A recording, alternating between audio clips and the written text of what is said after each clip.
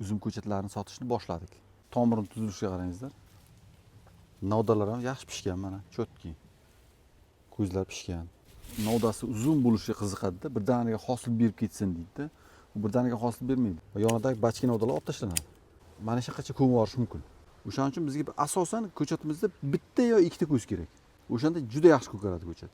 Mana shu holat eng yaxshi novda. Hattoki qishda ham eksa bo'ladi. Noyabr, dekabr, yanvarda endi chillada ekmasa ham fevral, mart, hattoki aprelda ham eksa bo'ladi. Kanda birinchi yilga o'g'it solish shart emas. Toza yaxshi tuproqqa eksa bo'ldi. Musur anaqa bo'lib qolmasa bo'ldi. Yer loy ekan bo'ladi desa ham maza qilmaydi. Katta suv quysa, ichidan havolar chiqib ketadi, tomir yaxshi joylashadi, ham sovuqdan saqlaydi.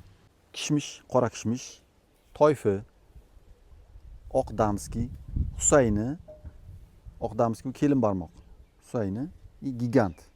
Samarqand Sug'diyon o'sha navlardan ko'chatlarimiz tayyor. Donaga olganga 10 ming so'mdan.